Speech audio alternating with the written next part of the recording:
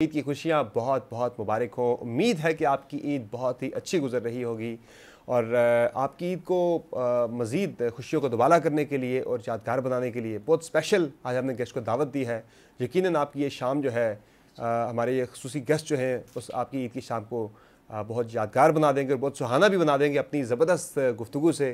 तो हमारे साथ none other than Sheikh Rashid sahab मौजूद हैं, अवामी मुस्लिम लीग के सरबराह हैं और साबिक़ वज़ीर दाखिला। शेख साहब बहुत शुक्रिया और सबसे पहले आपको बहुत बहुत ईद मुबारक। खैर मुबारक। शेख साहब, वैसे तो ईद की हुकूमत पे तो रोज़ाना ही ईद होती है और अपोजिशन में ईद का इंतज़ार करना पड़ता है साल के बाद, तो कितना फ़र्क होता है अपोजिशन की कोई ईद का फ़र्क और नहीं हुकूमत होता की ईद जी, का? ऐसे ही मेरा मतलब है। अगर आप ऑनेस्ट मिनिस्टर हैं, अगर ऑनेस्ट सर्विस कर रहे हैं तो वो ज़्यादा मुश्किल काम है। अपोजिशन आसान काम है, इधर तकरीर करो उधर आप लोग चला देते हैं। हुकूमत में डिलीवर ना करो तो मथे लग जाता है काम। और मेरा मतलब है अब तो हुकूमत आप लोगों की है, वज़ीर 85 हैं। अगर आप 85 में से 48 के नाम बता दें तो अभी मेरी जेब में 2,500-3,000 रुपये है, 5,000 ये आप चैलेंज हो गया जी। फिर लोगों ने मुझे लिफाफे का इल्ज़ाम लगा दिया ना, वरना मैं चैलेंज जीतने को तैयार था। 48 आप नाम नहीं बता सकते 85 में से, बिल्कुल बता सकता हूँ शेख साहब, बड़ी हैरत होगी। 50 के बता सकता हूँ बाय द वे। तो शेख साहब ये बताएं कि ईद गुजरती कैसे है आपकी, क्या पहले रूटीन तो क्या होती बस है? मैं अलग सुबह माँ की कब्र पे, बाप की कब्र पे जाता हूँ, नमाज़ पढ़ता हूँ, लाल वेली आके बैठ जाता हूँ और सारा दिन रात तक मगरिब तक लोगों से ईद मिलता हूँ और खाने पीने का इंतज़ाम होता है। लोग भी मिठाई शिठाई लाते हैं, सामान वो वही बांट दी जाती है। और ईद तो इतनी ही है आजकल की सियासी ईद जो है, वो जो बचपन की ईद है, सेवियाँ और माओ की खानों की तैयारियाँ श्यारियाँ, लंगर लगाते हैं लेकिन वो काम नहीं करते जो कि क्योंकि बड़े पैमाने पे करना होता है, इसलिए ज़रा कितनी ईदी मिलती थी बचपन में? क्या जी, गरीब लोग थे, 1 रुपया 2 रुपया और क्या। तो अब आप कितनी ईदी देते हैं अपने भतीजों भांजों को जो? जितनी चाहे ले सकते हैं। अच्छा अमीर उस वक्त हुआ जिस वक्त ज़िंदगी काफ़ी ढल गई थी। अच्छा। काश ये हालात जवानी में होते तो ज़्यादा मज़ेदार होते, लेकिन लोगों का भी ख्याल करता हूँ और भी तमाम लोगों का जितना हो सके। एनीवे अब तो ईद जो है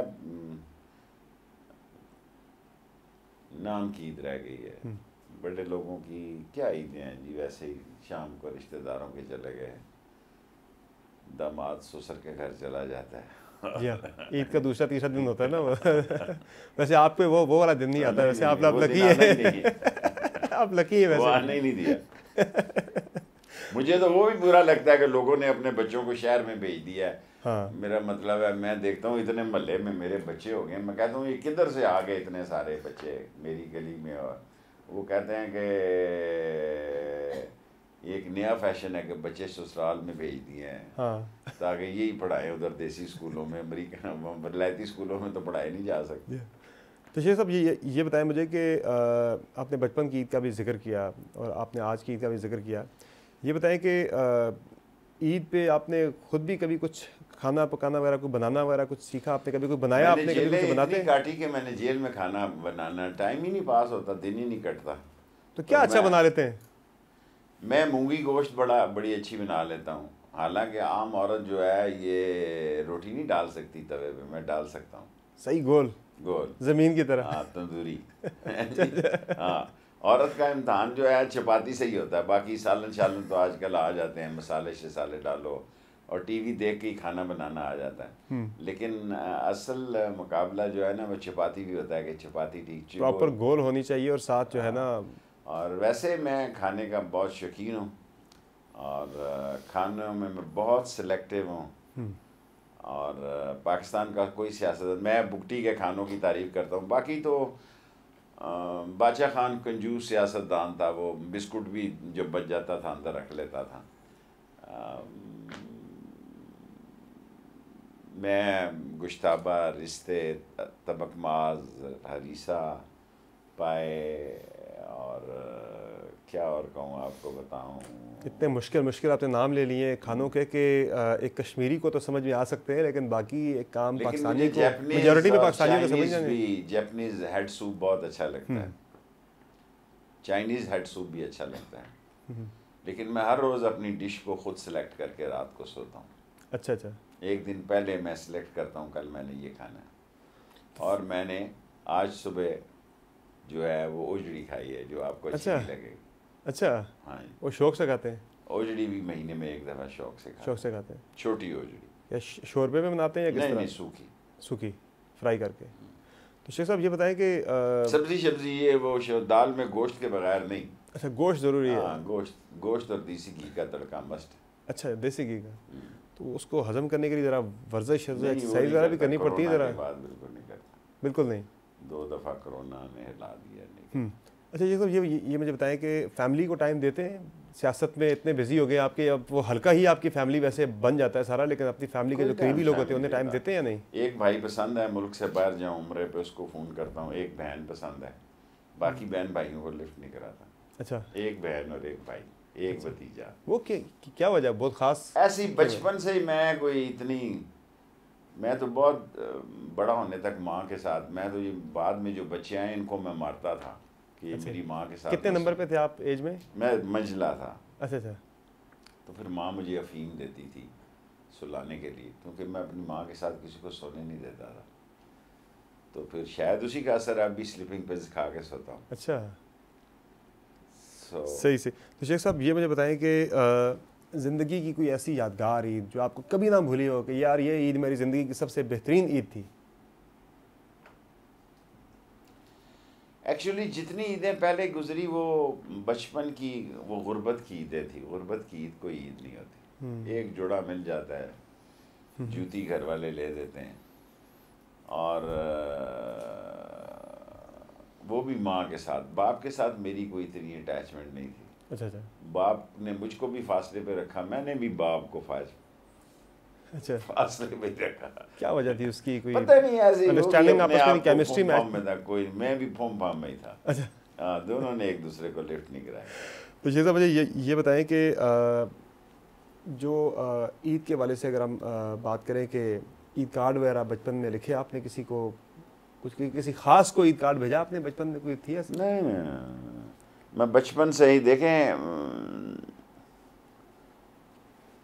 मैंने सारी ज़िंदगी जिद्दोजहद की गुजारी। कोई जेल में कट गई, कोई रेल में कट गई, कोई, मैं इसी हवेली के नीचे किताबें बेचा करता था जहाँ मैंने 16 दफ़ा झंडा लहराया।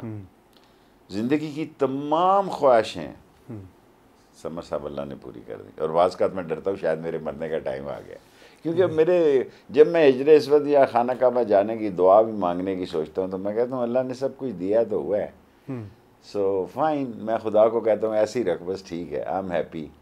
सो मेरे पास दुआ मांगने के लिए भी लंबा टाइम नहीं होता। मैं कहता हूँ किसी और को अल्लाह से मांगने का मौका मिले। तो ऐसी कोई और मेरी ख्वाहिश है कि हतीम के नीचे मैं दुआ मांगूँ। जब मैं छाती लगा के, शुरश मलिक साहब प्रेजिडेंट एडिटर थे जंग के, वो कहते तो इस महल जो कभी वजीर होया थे तो काउंसलर नहीं पैदा होया जी, तो तू गला करना है। सो आई हैव एंजॉयड, और मैंने वर्ल्ड को एंजॉय किया जब मैं नौजवान था।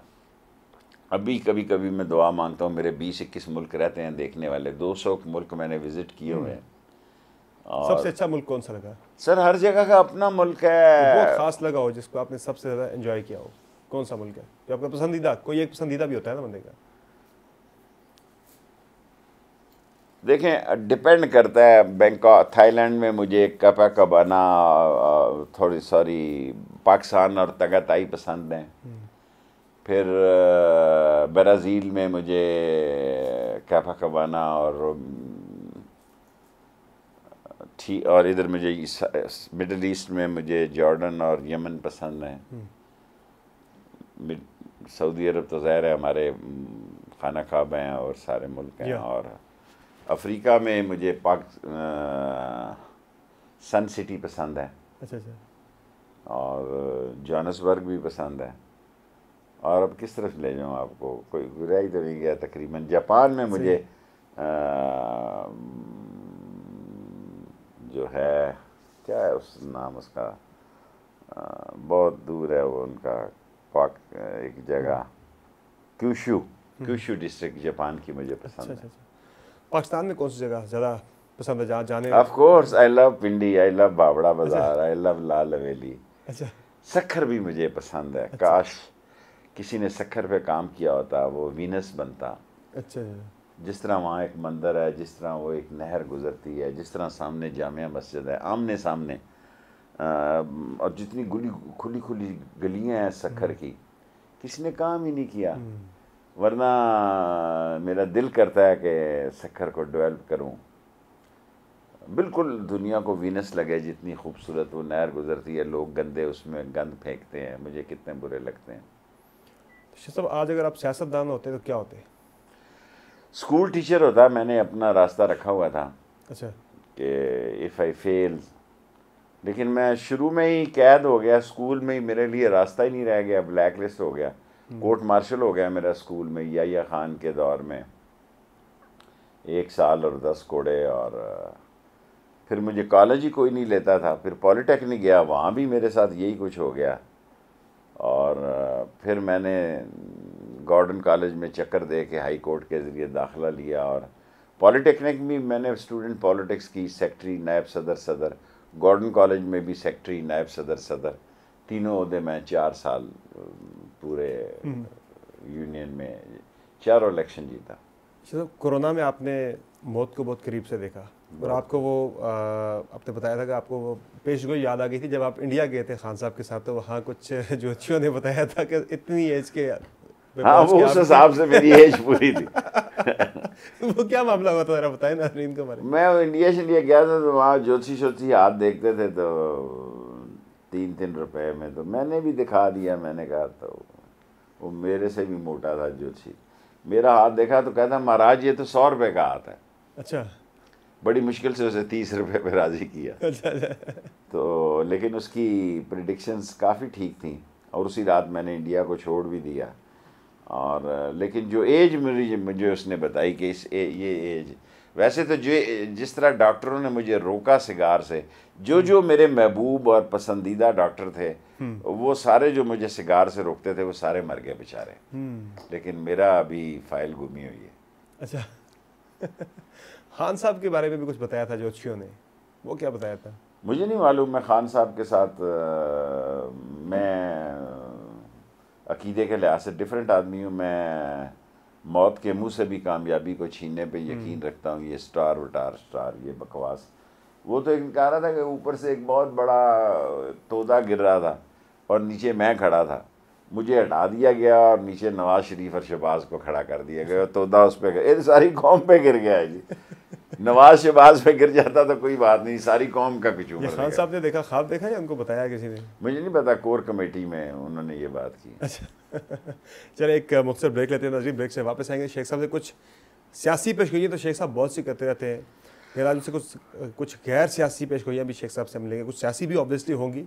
एक ब्रेक के बाद वापस आते हैं तो शेख साहब से मज़ीद बात करते हैं, और कुछ ऐसे इंटरेस्टिंग हमने सवाल भी करने हैं जो कि बिल्कुल ही सियासत से हटके हैं। ईद की खुशियाँ आपको बहुत बहुत मुबारक हों। और हमारे साथ मौजूद हैं शेख रशीद अहमद साहब, उनसे हमारी बातचीत चल रही है। सियासी पेशगोइयाँ तो शेख साहब पूरा साल करते हैं, आज हमने उनसे कुछ गैर सियासी पेशगोइयाँ करवानी है। शेख साहब, 2023 बड़ा हंगामा खेज इसका भी आगाज़ था सियासत के अतबार से।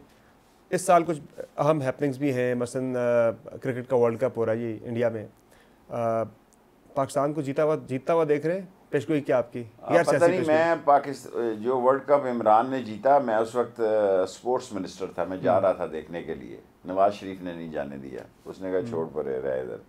और नज़दीक आ जाए ज़रा, देखें ना, हर पाकिस्तानी की ख्वाहिश हो वो जीते। पाकिस्तान तो इंडिया खेलने नहीं जाएगा जी। न्यूट्रल वेन्यू पे होंगे मैचेस हमारे। न्यूट्रल वेन्यू पे होंगे अगर, तो पाकिस्तान की टीम बुरी नहीं है, लेकिन ये कि पाकिस्तान वर्ल्ड कप जीतेगा, ये अभी सोचने के लिए टाइम दें।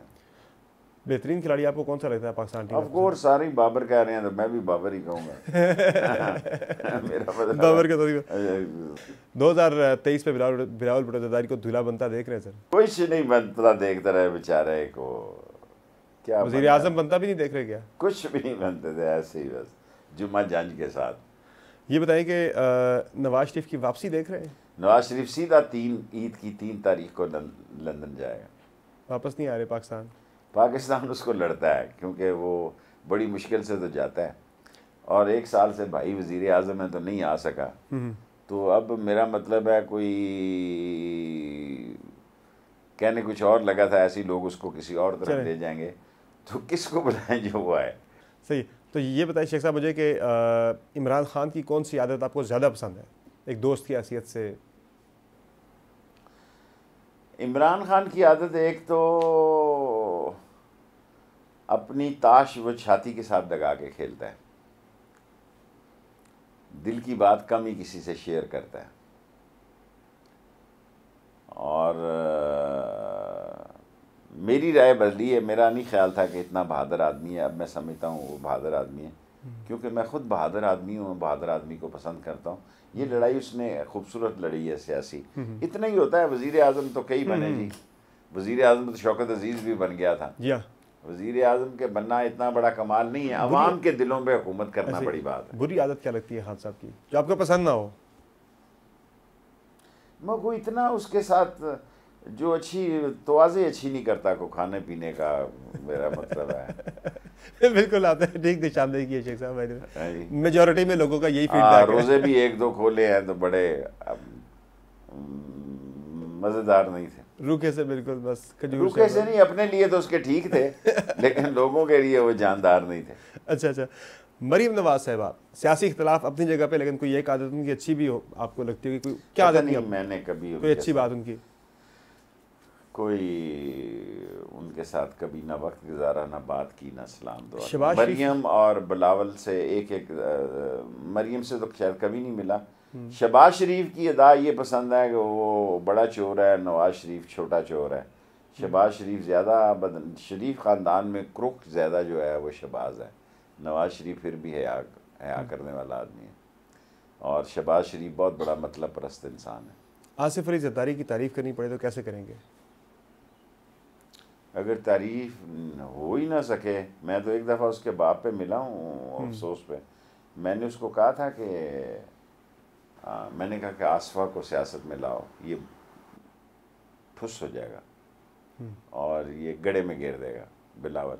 तो उसको अच्छा तो नहीं लगा, लेकिन मैंने उसको ये मशवरा दिया कि बिलावल की बजाय आसफा को लाओ। वैसे आपको उनकी कोई आदत अच्छी लगती हो ज़रदारी साहब की? कोई माल बनाने के अलावा कोई अच्छी नहीं लगती। ज़हीन इंटेलिजेंट लोग कहते हैं बड़े, कोई इंटेलिजेंट जो चालाक हो, नौसरबाज हो, शार्प, उसको लोग ज़हीन समझते हैं। उसको ज़हीन ही नहीं समझते जो दयानतदार हो, जो बेचारा किसी को तंग ना करता हो, जो किसी से जिसको खारिश की बीमारी हो और गरीब का खून चूसना जिसकी आदत हो, वो लोग समझते हैं बड़ा ज़हीन है, क्योंकि माल सही बनाता है। शेख साहब आपको सफ़र करना पड़ रहा है अमेरिका या कनाडा का, कोई 15-16 घंटे की फ़्लाइट है। फ़्लाइट में 2 ही सीटें खाली हैं, एक सीट पे साथ बैठे हैं मौलाना फजल रहमान साहब और दूसरी सीट पे साथ बैठी है मीरा जी। तो आप किसके साथ बैठना चाहेंगे? किसको हम सफर मीरा और फजल रहमान का क्या मुकाबला? नहीं, आप सीटें 2 खाली है ना, आपके ऑप्शन दे रहा हूँ कि किसके साथ आप 17 घंटे का सफ़र करना चाहेंगे? फजल रहमान के साथ बेहतर रहूँगा। अच्छा, हाँ, मीरा शीरा के साथ क्या करना है ऐसे? तो ये बताइए शेख साहब मुझे कि अगर आपको ये वैसे हाइपोथेटिकल क्वेश्चन है, जो कि एक गेम है, गेम समझ ले इसे आपको अपनी पार्टी छोड़ के किसी और पार्टी में जाना पड़ जाता है, कौन सी पार्टी में आपको? इन 4 ऑप्शन मिले अगर आपको, पीपल्स पार्टी में जाना है, नून लीग में जाना है, JUI में जाना है या जमात इस्लामी में जाना है, किसका इंतखाब करेंगे? चारों में नहीं जाऊँगा। अच्छा, अगला सवाल करें। आपने कहा ना तेज़ सवाल करना है। जी हाँ। अपनी अवामी मुस्लिम लीग में ही रहूँगा, एक सीट की सियासत बहुत अच्छी कर लेता हूँ। आपका सबसे बेहतरीन दोस्त कौन है शेख साहब, जिसके साथ आप हर बात अपनी शेयर करते हो, दिल की हर बात करते हो उसके साथ? तन्हाई और सिगार और पहाड़ और दरिया और सरसब्ज दरख्त और संगलाख चट्टानों पे बड़े दरख्त, बोड़ का दरख्त के अलावा मुझे मलबरी का ट्री बहुत पसंद है, और मलबरी का मैंने बड़ा बिजनेस भी किया जवानी में। अच्छा। और सबसे ज़्यादा मुझे शतूत का दरख्त, छोटा शतूत काला पसंद है, और तन्हाई और सिगार बहुत ज़्यादा पसंद है। ये तन्हाई के साथ मोहब्बत की वजह से ही, किसी और से मोहब्बत नहीं हुई या मोहब्बत हुई थी उसके बाद आपको तन्हाई पसंद आ गई? मोहब्बत तो ऐसे ही हफ्तावार प्रोग्राम होता है पाकिस्तान में लोगों का, और वो समझते हैं बड़ी कामयाब हो गई, शादी होगी। ये शादी हर कोई करता रहता है यहाँ, हर दूसरे तीसरे। मेरी गली में तो दिन में 2-2 शादियाँ होती हैं। वैसे आपकी ज़िंदगी में कभी किसी से मोहब्बत हुई? ज़ाहिर है मैं भी इंसान था, मैं कोई वो जंगली बिल्ली तो नहीं था जो जंगली असम्बली में दाखिल हो गई। हालांकि पहले ही वहाँ कितने जंगली जानवर मौजूद हैं, उसकी बदनसीबी है कि वो बेचारा असम्बली में गई वहाँ। किस एज में हुई थी मोहब्बत? ऑफ कोर्स एक आधी मोहब्बत नहीं, ज़्यादा हुई होंगी, 2-3 हुई होंगी, 1-2 हुई होंगी, लेकिन कॉलेज लाइफ में ही हुई होंगी। तो उनको ईद कार्ड वगैरह भेजे, कोई खतूत वगैरह? उस खतूत का दौर था। कोई ऐसे ये सब दिखावे हैं, ईद कार्ड शार्ड ये वो। इजहार किया था आपने यूं मोहब्बत रो का? रो के अशकों की आबरू ना गवा, दिल की बात दिल ही में रहे तो अच्छा। इजहार किया था मोहब्बत का? ज़ाहिर है हुआ होता है, पता होता है एक दूसरे को। तो क्या रिस्पॉन्स आया? नहीं रिस्पांस तो ठीक था, बट कोई कामयाबी नहीं हुई, कोई ऐसी। रिश्ता भेजा आपने, इनकार हो गया, क्या हुआ? नहीं नहीं, इनकार तो कभी नहीं हुआ, गुस्ताखी और कोताही मेरी तरफ से ही हुई होगी। अच्छा, हाँ, उस तरफ से नहीं है, इसका कसूरवार मैं ही हूँगा। शेख साहब आपको एक दिन के लिए, या एक दिन के लिए नहीं, अगर आप पाकिस्तान के वज़ीर आज़म बन जाते हैं तो सबसे पहला हुक्म क्या आपका होगा? हुक्मनामा पहला क्या जारी करेंगे? Being prime minister. अव्वल तो मैं बनना नहीं चाहता, और सबसे पहले मैं ये कहूँगा कि ये जो आधी ज़मीन मिलती है ज़मीन किसान को,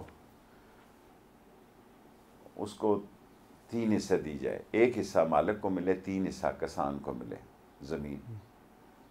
और दूसरी मेरी ख्वाहिश होगी कि जो लोग मुल्क से बाहर चले गए हैं, पैसा लूट के, जायदादें लूट कर, उनको टाइम दिया जाए कि इतने अरसे में वो अपनी लूटी हुई दौलत और जायदादें वापस ले आएँ, वरना चौकों में उनको लटका दिया जाए।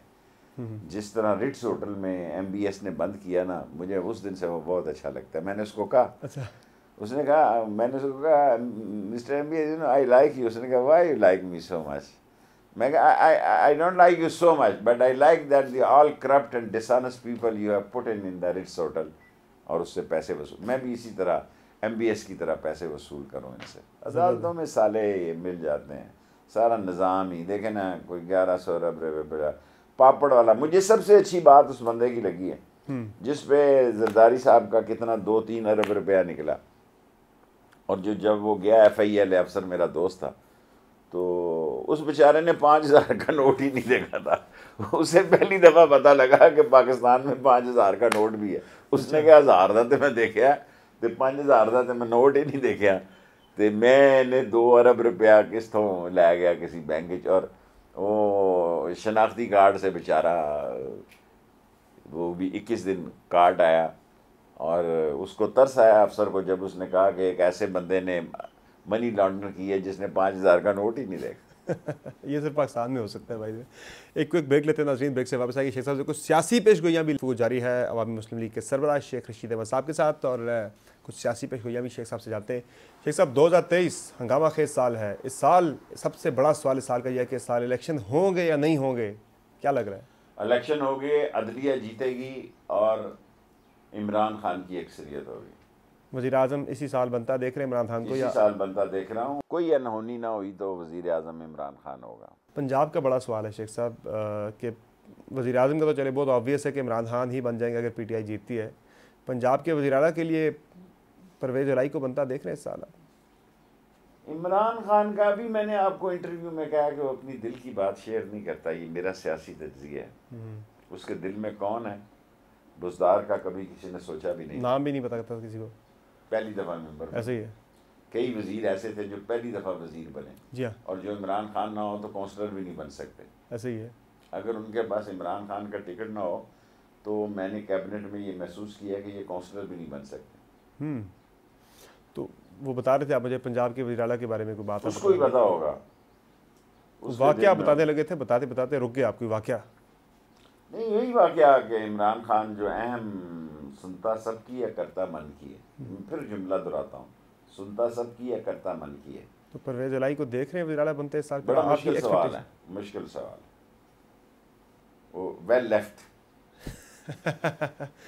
खेल की आपने बात की, वेल लेफ्ट को खुद भी खेल वगैरह, सियासत के खेल के अलावा कोई खेल आपको पसंद है? सर, जिस टीम में मैं जाता था मुझे किसी ने टीम में रखा ही नहीं। मैंने हॉकी में भी, मैं बास्केटबॉल बैडमिंटन का बड़ा अच्छा प्लेयर था, शहबाज से भी खेलता था, नवाज इनसे भी।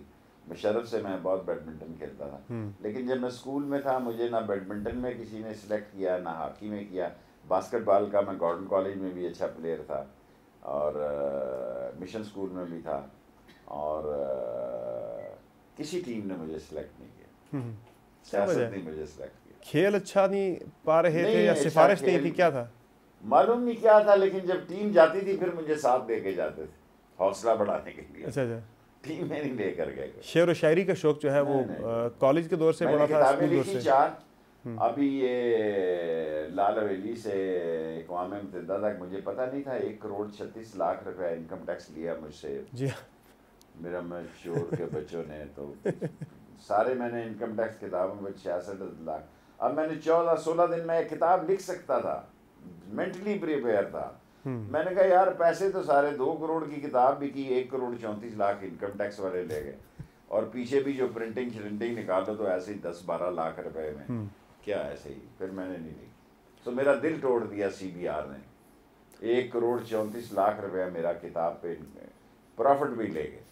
इमरान खान की काबीना में सबसे अच्छा एफिशिएंट वजीर कौन था और सबसे आपको लगा कि बहुत हल्का?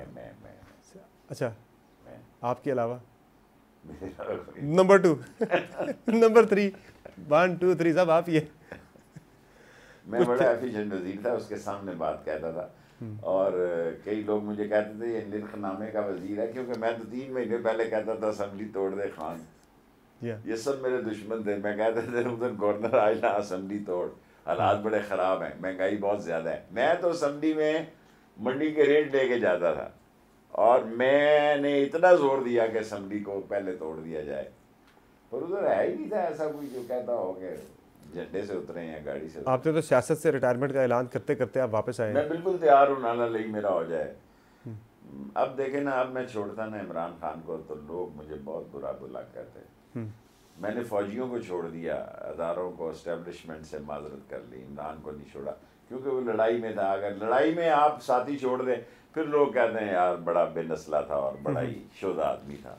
सो इज्जत को बचाने के लिए, और उम्र का हिस्सा भी ऐसा था, और मैंने उनको कहा कि मैं उम्र के इस हिस्से में हूँ कि इस हिस्से में उसको नहीं छोड़। अगर मैं जवान होता तो छोड़ देता कि ठीक है यार। हालांकि जेल भी काटनी पड़ गई आपको, ठीक ठाक। और जेल क्या बताया जा रहा कि वो कैसा तजुर्बा रहा आपका? जेल आपने पहले भी काटी, इस दफा वाली जेल कैसी थी? छोटे लोग हैं, मैंने कभी सोचा नहीं था। मैं फौज में, मेरा बड़ा अहम रोल था, फौजियों से मेरे बड़े अच्छे तल्लुकात थे। कर्नल कज़ाफ़ी के मुज़ाकरात में भी शामिल था, निजात से भी, सदाम से भी। कज़ाफ़ी से तो मेरी ज़ाती दोस्ती थी, लेकिन इन्होंने 3 घंटे जो मेरी आंखें बांधी और मेरे हाथ बांधे रखे और पाँव बांधे रखे, वह मेरा दिल टूट गया। सो 1 साल में मेरा कोई राब्ता नहीं, और राब्ते की अब कोई ख्वाहिश भी नहीं है किसी के साथ भी। मेरा दिल टूट गया ना, मेरा दिल टूट गया कि ये कल के लोग जो आए हैं, देखे ना, मैं अख्तर अब्दुर्रहमान मेरे लाल हवेली आया करते थे, भाइयों की तरह। जनरल एहसान हमारे थे, हैं यानी जनरल हामदी साहब हो गए। हमने एक बड़ा पुरवकार मुशर्रफ के साथ हर रोज़ हम सूटा लगाते थे सिगार का। आप हमारे हाथ पाँव 3-3 घंटे के लिए बांध दें, और जब हम वज़ीर हों तो आप सलूट मारें एड़ी के ज़ोर के साथ, तो बंदे का तो कलेजा हिल जाता है ना कि यार ये भी कोई ज़िंदगी है। अगर हम बुरे हैं तो ये हमसे भी ज़्यादा बुरे हैं। सोशल मीडिया पे आप बड़े छाए हुए हैं पिछले अरसे से, बड़ा लेट ख्याल आया जाके हाँ आपको? जी, गलती हो गई। अभी भी मुझे इतना नहीं आता, और 8-1 मिलियन तक पहुंच गए। वैसे अगर मैं इस साल 2 साल से 5-6 साल पहले शुरू करता तो सोशल मीडिया का भी मैं चैंपियन होता। मैंने आसानी कर ली ना, आपको इंटरव्यू देने से जान छूट गई। सुबह उठ के नाश्ते से पहले ट्वीट कर देता हूँ, वो टीवी वाले ट्वीट उठा लेते हैं। अल्लाह भला करे, सो जान छूट गई। 1 घंटा जान आना जाना, कैमरे लगाने, सुबह ट्वीट करो, वो ट्वीट चल जाती है सारे तरफ, और गलती हो जाती है बाज़ का, भेजे किसी को चली कहीं जाती है। हाँ, ये भी तो वो लेफ्टिनेंट जनरल एहसान साहब भाई हैं हमारे, जो DGISI थे, वो मुझे कहते हैं किस उम्र में तूने कौन सा काम शुरू कर दिया, किसी दिन तू बड़ी गलती कर देगा, बंद कर ये ट्वीट। मैंने कहा अच्छा जी जल्दी, अभी जरा ठहर जाए। एडिट का ऑप्शन भी नहीं रखा था ऊपर से जालिमों ने ट्विटर पे? नहीं, अब तो आपको डिलीट ही करनी पड़ती थी आपको? वो लड़का एक रखा हुआ है। तो शेख साहब ये मुझे बताएं कि ड्रामाज देखते हैं, फिल्म वगैरह? भारतीय अदाकार, भारतीय अदाकारों में मैं ऑफ कोर्स दिलीप मेरे भाई की शादी में आया, मेरे पे बड़ा एहसान था उसका। मैं इतना बड़ा आदमी नहीं था, बहुत मामूली इंसान हूँ, लेकिन उसने मेरी भाई की शादी में, छोटे भाई की शादी में पार्टिसिपेट किया। और मिताब मुझे पसंद है, लंबू जो है, रेखा मुझे पसंद है। और बॉर्डर के इस साइड पे, इस साइड पे सारी पसंद है। अच्छा ये बड़ा जुबानी किस्म का जवाब है। बहरहाल ये बताएं मुझे शेख साहब कि ड्रामास की कभी ऑफर हुई, चूँकि आपने सियासत भी की, आपने एंकरिंग भी आपने की हुई है, कभी ड्रामा की ऑफर हुई या एंकरिंग का मैंने वायदा किया, ये जहाँ आपको इंटरव्यू दे रहा हूँ यहाँ मैंने 1 करोड़ 20 लाख रुपए की एंकरशिप का दस्तखत किए पर मंथ। मैं पाकिस्तान का हाईएस्ट महंगा एंकर था और 20 लाख रुपया इस मकान का एडवांस उन्होंने दिया हुआ है। फिर मुझे किसी 7 दिन जो है, मुझे इलेक्शन आने लगे तो इमरान ने कहा यार 7 दिन तू प्रोग्राम करेगा, बाकी सारे चैनल खिलाफ हो जाएंगे। लेकिन मेरी किसी चैनल से लड़ाई नहीं है जी। कई दफ़ा इमरान खान मेरे इस एटीट्यूड को पसंद नहीं करता कि जिन चैनल्स को वो लाइक नहीं करता मैं वहाँ भी चल जाता। बिल्कुल ऐसे ही है। तो वो फिर मुझे कहता है, मैं कहता भाई मेरी अपनी पार्टी है अवामी मुस्लिम लीग 1 सीट की। सो इमरान खान को जो जिन चीज़ों का मुझसे इख्तलाफ है उनमें ये भी है कि बाज़ चैनलों को वो पसंद नहीं करता है, मैं उन पर चला जाता हूँ।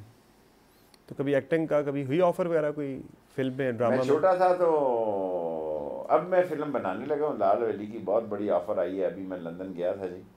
लाल हवेली पे दुनिया की 5-6 कंपनियां जो हैं, धनराज और बुद्धो भाई और लाल हवेली पे फिल्म बन रही है। आपकी इतला के लिए पहली इतला आपको देता हूँ, अगली क्या या 1-2 पता नहीं, इलेक्शन की तरह दोनों की ईदें इकट्ठी हो जाए अगली ईद पर रिलीज हो रही होगी, इसका मतलब है कि लंदन की पार्टीज हैं वो लाल हवेली पे फिल्म बन। आप भी उस फिल्म में कास्ट कर रहे हैं? आप मैं नहीं कास्ट कर रहा, लेकिन ऑफ कोर्स मेरी उसमें थोड़ी बहुत हाजिरी है। गाने सुनते हैं शेख साहब? गाने सुनता हूँ। किसके गाने ज़्यादा शौक से सुनते हैं? किस तरह का म्यूजिक सुनते हैं? क्लासिकल ज़्यादा? म्यूजिक सुनता हूँ। Sad music? Sad music. Mukesh मुझे पसंद है, रफ़ी पसंद है और ज़्यादा मुकेश के ही। और राहत फ़तेह अली ख़ान से बड़ी दोस्ती थी मेरी, नूरजहाँ से भी ऑफ कोर्स मेरी दोस्ती थी। और गाने वालों में राहत फ़तेह अली ख़ान बड़ा आदमी था, तो जब भी बाहर जाता था तो वो। नुसरत फ़तेह अली ख़ान की बात कर रहे हैं? नुसरत फ़तेह अली ख़ान। राहत फ़तेह अली ख़ान तो अभी भी है ना? अभी जितना वो तो उनसे तो दोस्ती नहीं है क्योंकि वो महंगा दोस्त है बड़ी महंगी पड़ती है दोस्ती, बिल्कुल ऐसी ही।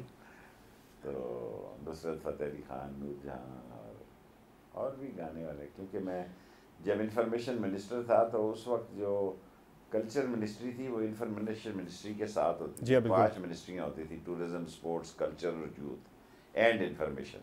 यानी इतनी बड़ी मिनिस्ट्री नहीं होती थी इंफॉर्मेशन मिनिस्ट्री, उसके साथ 4 और मिनिस्ट्री होती थी। क्योंकि मीडिया नहीं था, इलेक्ट्रॉनिक मीडिया नहीं था। अब तो अकेली इंफॉर्मेशन मिनिस्ट्री से खुश रखना हुकूमत को बड़ा, अपोजिशन तो बात की बात है, हुकूमत को ही खुश रखना मुश्किल काम है। सबसे मज़ेदार मिनिस्ट्री कौन सी आपको लगी जहाँ आपने बड़ा एंजॉय किया हो काम को? आपने काफ़ी दर्जन भर आपने मिनिस्ट्रियाँ की हैं। 16 वजारतों में मुझे टूरिज्म अच्छी लगी। अच्छा अच्छा। फिरते रहो इधर उधर रोज। कभी गुनगुनाने का शौक, कभी गुनगुनाने का शौक कभी हुआ? कई लोगों ने कहा जी थोड़ा गुनगुना दो, कई एंकर आपकी तरह। जब गुसल खाने में भी नहीं गुनगुनाया। अच्छा, बिल्कुल खुद को भी इम्तिहान में नहीं डाला कभी? ऐसे ही नहीं डाला कि भाई खाम खा बच्चे ही डर जाएंगे। अपने फैंस को, अपने फॉलोअर्स को क्या पैगाम देंगे ईद के मौका पर? एक तो मैं सब लोगों को कहना चाहता हूँ कि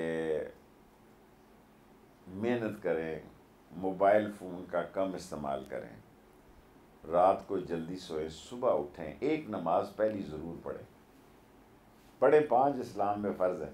क्योंकि अल्लाह मुझे तौफीक दे, अभी मैं ही नहीं पढ़ रहा तो पूरी, तो मैं ऐसे ही आपको कहूँ।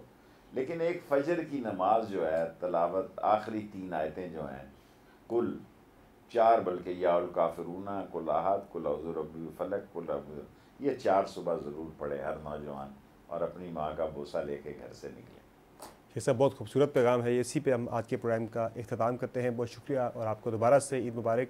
नाज़रीन, आपने तफसीली गुफ्तगू मुलाहिज़ा की। शेख रशीद अहमद साहब की कुछ सियासी गुफ्तगू थी, कुछ गैर सियासी ज़्यादा गुफ्तगू थी, और शेख साहब की सियासी पेशगोइयों के साथ अपनी गैर सियासी पेशगोइयाँ भी कुछ सुनी। उम्मीद है कि आपको आज का प्रोग्राम पसंद आया होगा। अपना बहुत ख्याल रखिएगा और अपने इर्द गिर्द उन लोगों का बहुत ख्याल रखिएगा जो ईद की खुशियों में उस तरह से शरीक नहीं हो पाते, कई मजबूरियों की वजह से, कई वजूहात की बिना पे। उनको ईद की खुशियों में ज़रूर शामिल कीजिए।